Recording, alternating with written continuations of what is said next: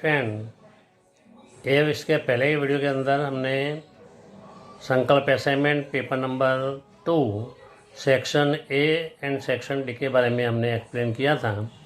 आज हम section B और इसके नेक्स्ट वीडियो के अंदर सेक्शन सी वो बताएगा, तो पेपर हम लोग क्या हो जाएगा, पूरा हो जाएगा। ये मैं आपको फ्रंट पेज दिखा रहा हूँ। जो संकल्प असाइनमेंट है इसमें मोस्टली बोर्ड के अंदर यदि मोर देन 60% तो 110% आता ही है। ये है केएस पब्लिकेशन संकल्प असाइनमेंट, ये फ्रंट पेज है। मैं आपको इसका बैक पेज भी आपको दिखा रहा हूँ, बराबर। तो आप अच्छी तरह देखो। ये पेपर सेट का लास्ट पेज है, बैक पोर्शन है। जो कवर का होता है standard 10 Sankalp assignment. This is the pose of the Kirti Toran of Vadnagar. Mathematics and maths and science paper set with the answer 2 part में डिवाइड किया गया है। एक क्वेश्चन पेपर है, दूसरा आंसर शीट है। तो एवरी ईयर हम पब्लिश करते हैं। ये केएस पब्लिकेशन के नाम से पब्लिश करते हैं। ये हमारा एड्रेस है। तो जो भी हो इसके बारे में जो ना, मोस्टली एवरी ईयर हम 7 पेपर का सेट 4 सब्जेक्ट के या ऑल सब्जेक्ट के हम पब्लिश करते हैं। अभी हम स्टार्ट करेंगे paper number 2 section B. Now we start the section B. विद्यार्थी मित्रों, मैं सोच रहा हूँ कि भी आप 17 से लेके 26 तक सब क्वेश्चन लिख देना। इसके बाद में एक के बाद एक एक्सप्लेन करूँगा। What does one means by the exothermic and endothermic reaction, give examples. What does one means by the exothermic and endothermic reaction? Give the example. Same question आ सकता है, write the difference between exothermic reaction and endothermic reaction. दूसरा भी question आ सकता है, what is the exothermic reaction and what is the endothermic reaction? Give the example. Now question number 18. Why the sodium kept immersed in the kerosene oil? जो sodium है इसको open air में रख सकते नहीं हैं, पानी में भी रख सकते नहीं हैं, तो ओनली केरोसिन ऑयल के अंदर, केरोसिन के अंदर क्यों रखते हैं, इसका हमको रीजन दिखाने का है। Number 19. Give an example of the metal which is it liquid state at the room temperature. अरे एग्जांपल देने का है मेटल का, तो जो लिक्विड स्टेट में है रूम टेम्परेचर के नॉर्मल टेम्परेचर पे can be easily cut with the knife, easily काट सकते हैं। Is the best conductor of heat and electricity. It is the poor conductor of the heat. तो हमको 1, 2, 3, 4 के एग्जाम्पल देने का होता है। ऐसा भी आंसर इन शॉर्ट में आ सकता है, give the example of metal which is liquid state at the room temperature, which is the easily cut with the knife, which is give the example of which is the best conductor of heat, which is the poor conductor of heat. ऐसे हमने 1, 2, 3, 4, 5 मेरे 4 question को combine करके एक question बनाया है। तो आपको एक क्वेश्चन लर्न करोगे तो आपको 4 क्वेश्चन शॉर्ट क्वेश्चन के मिल सकते हैं।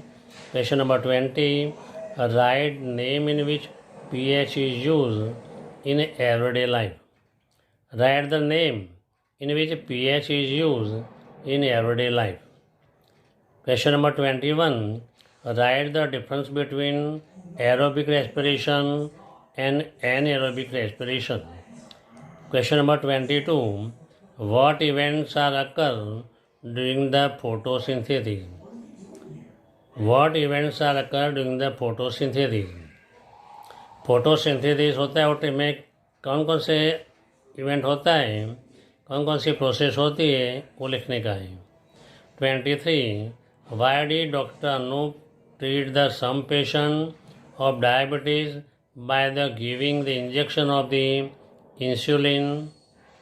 डॉक्टर अनूप कई पेशेंट को, डायबिटीज पेशेंट को इंसुलिन के इंजेक्शन क्यों देता है, इसके बारे में लिखा है। डॉक्टर अनूप लिखे, यानी doctor give the injection of insulin to the diabetic patient, give reason, ऐसे भी आ सकता है। इसके ऑप्शन में how does the chemical coordinate occur in the plant, Question number 24. Write the law of refraction of light. List the property of the magnetic field line. Number 26. Why should we conserve forest and wildlife? हमको wild life और forest को क्यों conserve मतलब safe रखना चाहिए? तो यहाँ section B, मैं मानता हूँ आपने सेक्शन बी के बारे में लिख दिया होगा. Now we start the answer. Now we start the answer of section B. Answer number 17. Exothermic reaction. Second दिया है endothermic reaction. A chemical reaction in which heat produce with the other product in this type of reaction is called the exothermic. A chemical reaction in which heat is produced and product obtained, this is known as the exothermic reaction. Example, calcium oxide react with the water, it form a calcium hydroxide and heat. Calcium oxide मतलब जो चूना आता है colour करने वाला, इसको बोलते हैं कैल्शियम ऑक्साइड बोलते हैं. इसको पानी के अंदर भिगोने से कैल्शियम हाइड्रोक्साइड में से चूने वाला पानी बनता है जो कलर का हम यूज़ करते हैं और हीट प्रोड्यूस होता है. तो इक्वेशन है CaO plus H2O give CaOH twice plus heat. यहाँ हीट प्रोड्यूस हो गई, इसलिए हम बोलते हैं exothermic reaction. This is the example of the exothermic reaction. फिर endothermic reaction. The endothermic reaction in which energy is absorbed are called the endothermic reaction. A chemical reaction in which energy is absorbed, this is known as the endothermic reaction. Example, when carbon reacts with the sulfur, heat is absorbed during this reaction. C plus 2S gives CS2. यहाँ heat 92 kilo calorie जितना absorb हो जाता है, हमको heat देने से एक chemical reaction होगा. Answer number 18. Sodium capped means in the kerosene oil because. Sodium को केरोसिन कंजर्व रखने के लिए केरोसिन के अंदर रखना चाहिए. इसका रीज़न है, मोस्ट इम्पोर्टेंट क्वेश्चन है, sodium is highly reactive metal. Sodium कैसा है? हाईली रिएक्टिव मेटल है. It react to vigorously that it catch the fire in air to the oxygen. अगर ओपन एयर में रखे तो एट अ टाइम मतलब fire हो जाता है, फायर ऑक्सीजन के साथ मिक्सिंग केमिकल रिएक्शन करता है.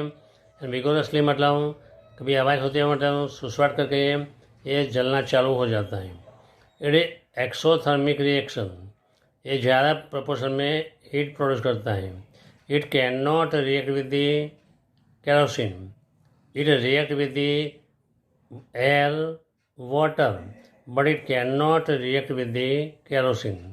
तो सोडियम को केरोसिन में रखा जाता है क्योंकि सोडियम हाईली रिएक्टिव है. ये एयर के साथ रिएक्ट करके मतलब हीट प्रोड्यूस करता है, जल जाता है. पानी के साथ रिएक्ट करते भी जल जाता है, में से एक्सोथर्मिक रिएक्शन होता है. बट केरोसिन के साथ वो केमिकल रिएक्शन करता नहीं है और जलता नहीं है, इसलिए केमिकल ये सोडियम को केरोसिन के अंदर रखा जाता है. मोस्ट इम्पॉर्टेंट है. Question answer number 19. ये liquid metal at room temperature, तो मर्क्यूरी ये मेटल है, ये रूम टेम्परेचर पे लिक्विड स्टेट में होता है. जो मर्क्यूरी है, जो हम थर्मोमीटर में सिल्वर जैसा जो शाइनिंग वाला पोर्शन दिखते हैं हम, ये मर्क्यूरी है जो टेम्परेचर दिखाता है, ये मर्क्यूरी है. That which is the which metal at room temperature is in liquid state, तो मर्क्यूरी. मर्क्यूरी का यूज़ कहाँ है? तो थर्मोमीटर में होता है. Easily cut with the knife, छुरी से आराम से कट सकते हैं. कौन सी मेटल है? ये सॉफ्ट मेटल है, sodium, potassium, lithium. It is the best conductor of the heat, silver and copper. It is the poor conductor of heat, lead and mercury. तो मोस्ट इम्पॉर्टेंट है. ऐसा भी पूछे Name the metal which is in liquid state at the room temperature. The answer is mercury. Give the two examples of the metal which can cut with the knife. Sodium, potassium, lithium. Which is the good conductor of the heat? Name the two metals, silver and copper. Which is the poor conductor of heat and electricity? Give the example, the lead and mercury. इसका मतलब 1, 2, 3, 4 question और ये 5वां question, तो 5 question मिला के question यहाँ बनाया हुआ है। अभी question number 20, pH use in everyday life. Everyday की लाइफ के अंदर pH का यूज कहाँ कहाँ होता है, मतलब कहाँ ज़्यादा होता है, इसके बारे में हमको लिखने का है। तो number 1, pH in our digestive system. तो use of pH in our digestive system, वो पॉइंट आगे आ गया। कभी स्टमक के अंदर जो डाइल्यूट हाइड्रोक्लोरिक एसिड प्रोड्यूस होता है, इसकी pH होती है 1 to 3 होती है। pH के हिसाब से एसिडिक मीडियम क्रिएट होता है, जो बैक्टीरिया को किल करता है। जो डाइजेस्ट के साथ जो फूड पार्टिकल है, इसको स्मॉल करने का काम करता है। एसिडिक मीडियम के हिसाब से पेप्सिनोजन में प्रोड्यूस होता है। ये pH का इम्पोर्टेंट है इन डाइजेस्टिव सिस्टम। तो pH in our digestive system, pH change the cause of the tooth decay. जो टीथ है, इनमें सबसे हार्डेस्ट एलिमेंट कौन सा होता है अपने बॉडी के अंदर? तो टीथ के ऊपर जो होता है इनेमल, जो टीथ का कवर होता है, ये बॉडी के अंदर हार्डेस्ट में हार्डेस्ट सब्सटेंस है। अपने बोन से भी हार्ड ये इनेमल है। तो pH change the cause the tooth decay. pH कम हो जाती है, एसिडिक मीडियम बढ़ जाता है। टीथ के बीच में जो गैप होती है, इसके अंदर बैक्टीरिया होता है। बैक्टीरिया फूड के साथ केमिकल रिएक्शन करके pH को नीचे लाने के लिए ट्राई करता है, तो इनेमल पे इसकी इफेक्ट होती है और डिके होना चालू होता है। Number 3, safe defence by the animal and plant through the chemical. तो pH मतलब जो एनिमल्स हैं वो काटते हैं, इसके अंदर सपोज कभी एसिडिक मीडियम वाला जो एनिमल्स होते हैं, ये आंट हैं, ऐसे जो एनिमल हैं, ये चिंटी बोलते हैं, इसको भी ये इसके हिसाब से होता है। प्लांट में भी क्या होते हैं प्लांट, ये भी इसके वो काटते हैं, मतलब कभी इरिटेशन होता है। Soil pH in plant growth. तो एसिडिक मीडियम है तो बेस को मतलब सॉइल को वो करना पड़ता है, स्प्रे करना पड़ता है सॉइल के अंदर। और बेसिक मीडियम हो तो इसको मतलब एसिडिक मीडियम की तरफ लाना भी, इसे न्यूट्रलाइज करना पड़ता है। तो अब farmer spray which chemical to the neutralize the acidic medium. तो क्या होता है, तो जिप्सम बोलेंगे हम, जिप्सम को स्प्रे करते हैं। कैल्शियम ऑक्साइड चूना भी स्प्रे कर सकते हैं, न्यूट्रलाइज करते हैं। Number 5, existence of life. तो जो ह्यूमन बीइंग है या माइक्रो जो ऑर्गेनिज्म है, जैसे फिश है, ये pH का ज़्यादा चेंज भी कर सकता नहीं है, इसका डेथ हो सकता है। तो pH का मतलब फिक्स एग्जिस्टेंस होता है।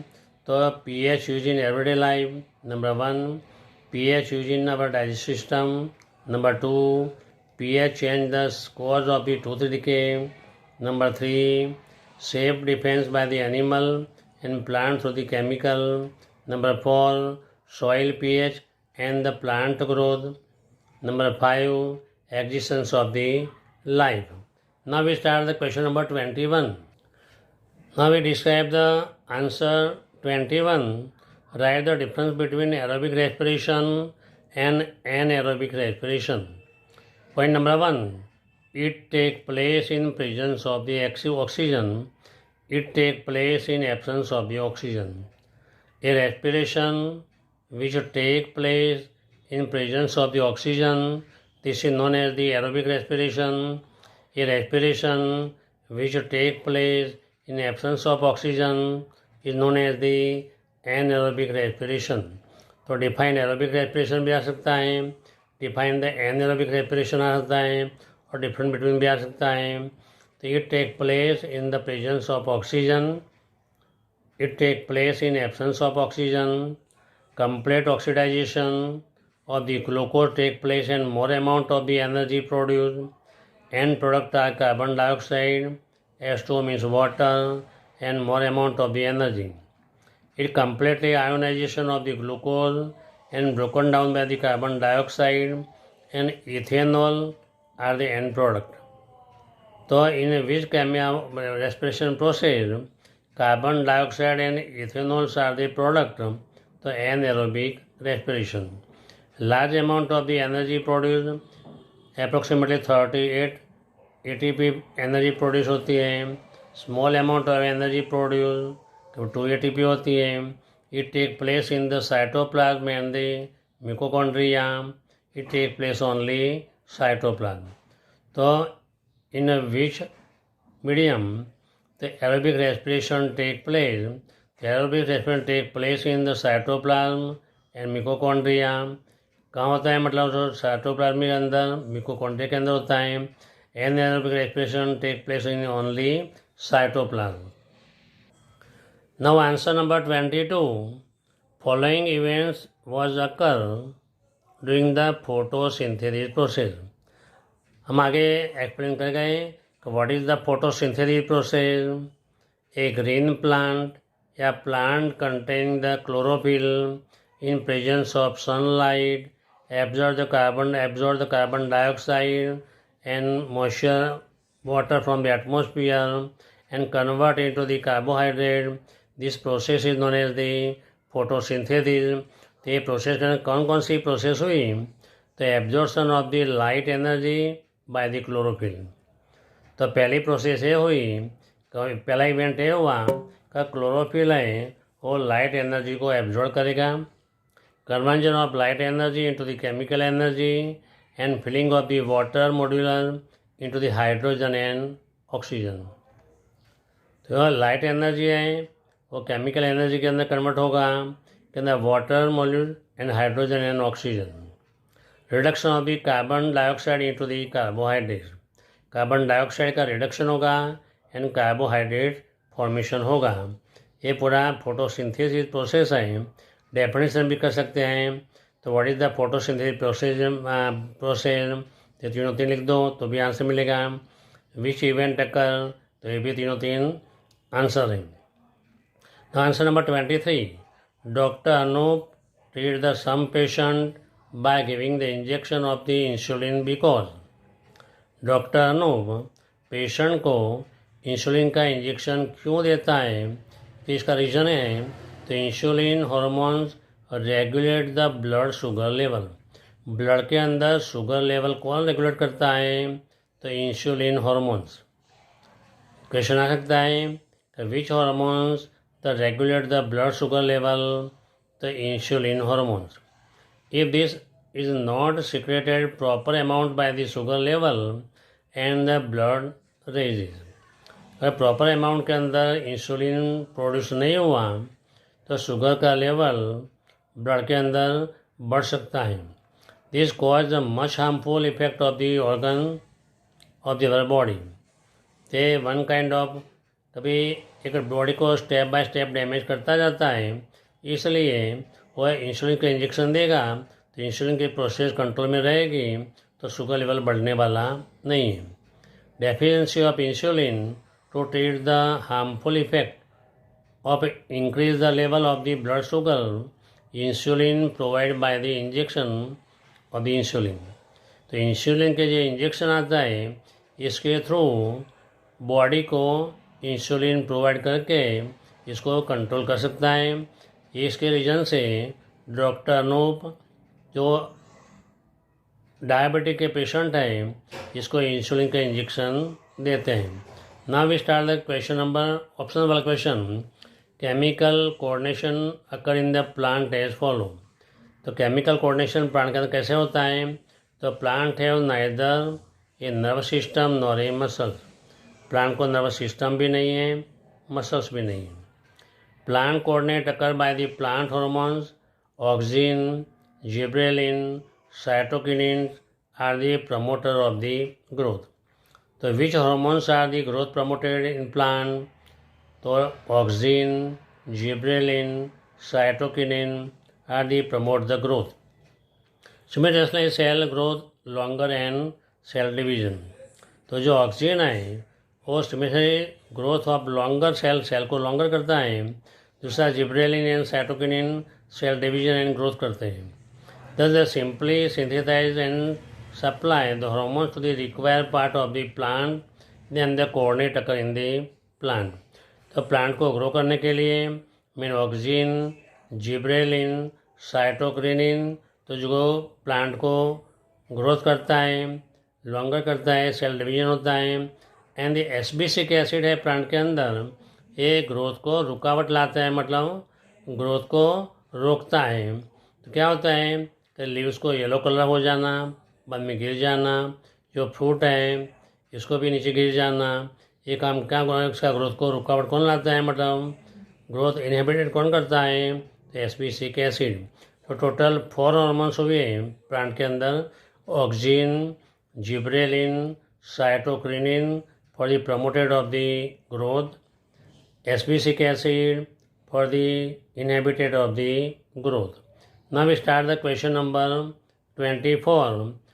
Write the law of the refraction of the light. Number 1. Incident ray, reflected ray and normal to the interference separated the two transparent media at a point of incident are all in the same plane. In short, incident ray, normal at the point of incident, and reflected ray lies in the same medium. Number 2. The ratio of the sine of angle of incident and sine of angle of refraction remain constant for a light of given color and for the given pair of the media. This is known as the Snell law of refraction, means sin I upon sin R equal to constant, I incident angle, R reflected angle. तो what is the Snell law? ये भी question आ सकता है. The ratio of the sine of angle of incident to the sine of angle of reflection remain the constant for a light of a given color and for a given pair of the media. This is known as the Snell law, means sin I upon sin R remain constant. यहाँ होगा I means incident angle, R means reflected angle. तो law of the reflection and दो part में question आ सकता है. Write the law of the reflection and what write the Snell law. Now start the property of magnetic field line. The magnetic field line of the magnet start from the north pole and, यहाँ pole होना चाहिए, pole, and reach to the south pole. यहाँ north पोल है, outside reach to the south pole, inside of the magnet south to north होता है. Lies on in the direction from the distance from the choose loop.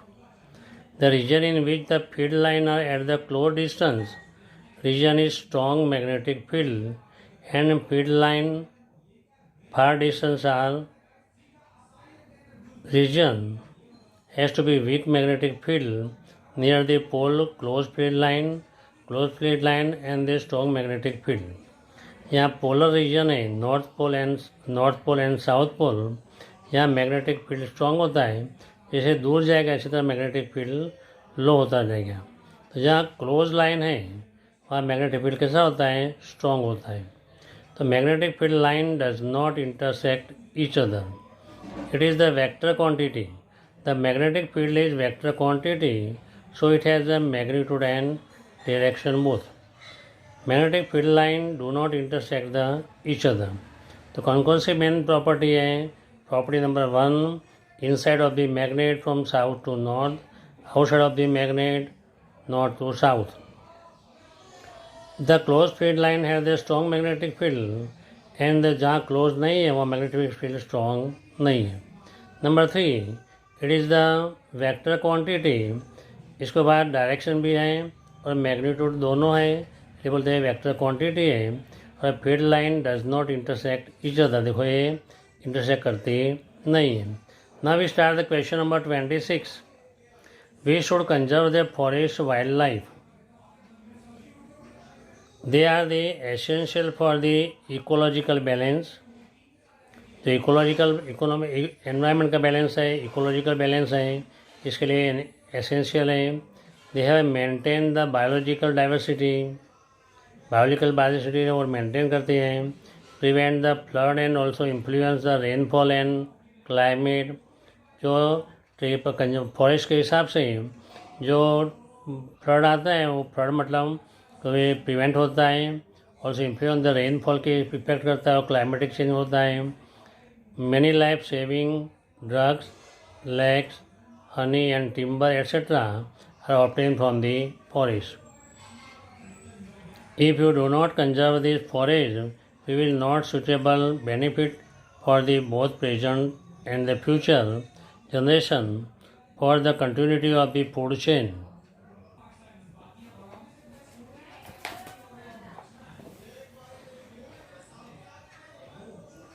The we should conserve the forest and wildlife. Many essential for the ecological balance. They are maintain the biological diversity, prevent the flood, influence the rainfall and the climate. Many life-saving drugs, many on the drugs and many life-saving by the selling obtain the drugs, lakes, honey and timbers obtained from the forest. Many animals live on the forest matlab grass. If you do not conserve the forest, we will not get the suitable benefits of the both present and future generation for the continuity of the food chain. तो यहाँ section B यहाँ पूरा हुआ. अभी next video के अंदर हम section D के बारे में बात करेंगे. तो वीडियो अच्छा लगा हो तो लाइक एंड सब्सक्राइब करना. Thank you very much.